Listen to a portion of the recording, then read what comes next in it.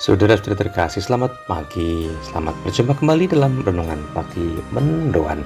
Menyatu dalam doa dan renungan bersama dengan saya, Romo Martinus Ngarlan. Dari Katedral Kristus Raja Purwokerto, hari Sabtu 16 September 2023. Saudara-saudara terkasih, sabda Tuhan hari ini dari Injil Lukas bab 6, 43 sampai dengan 49. Dalam nama Bapa dan Putra dan Roh Kudus, amin. Tuhan bersamamu dan bersama rohmu. Inilah Injil suci menurut Lukas. Dimuliakanlah Tuhan. Yesus menyampaikan wejangan ini kepada murid-muridnya. Tidak ada pohon baik yang menghasilkan buah yang tidak baik, dan tidak ada pula pohon tidak baik yang menghasilkan buah baik.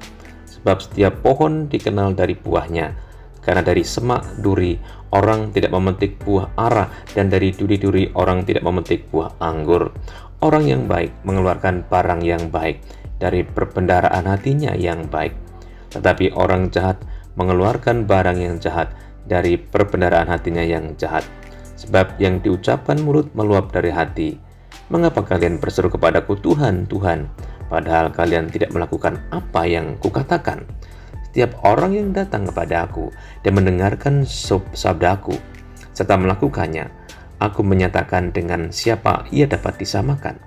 Dia itu sama dengan orang yang mendirikan rumah. Ia menggali dalam-dalam dan meletakkan dasarnya di atas batu. Ketika datang air bah dan banjir melanda rumah itu tidak dapat digoyahkan karena dibangun dengan kokoh. Sebaliknya, barang siapa mendengar sabdaku dan tidak melakukannya, ia sama dengan orang yang mendirikan rumah di atas tanah tanpa dasar. Ketika dilanda banjir, rumah itu segera roboh dan hebatlah kerusakannya. Demikianlah sabda Tuhan, terpujilah Kristus. Saudara-saudari terkasih, Tuhan mengajar para murid agar menjadi pribadi yang bermutu dan menghasilkan buah yang baik dalam kehidupan sehingga makin berguna untuk sesama. Dialah orang yang mendengarkan sabda Tuhan dan melakukannya. Dialah orang yang beriman kokoh, gak mudah jatuh dan roboh. Saudara-saudari, kita pun dipanggil menjadi murid Tuhan yang punya iman yang kokoh dan tangguh dengan cara mendengarkan sabda Tuhan dan tekun melaksanakan sabda Tuhan itu. Jika kita punya iman yang kokoh, jika kita mendengar sabda Tuhan dan melakukannya, kita akan menghasilkan buah-buah yang baik dalam kehidupan kita. Kita beriman tidak cuma teriak keras-keras pada Tuhan, mohon belas kasih, memuliakan Tuhan, puji Tuhan, haleluya.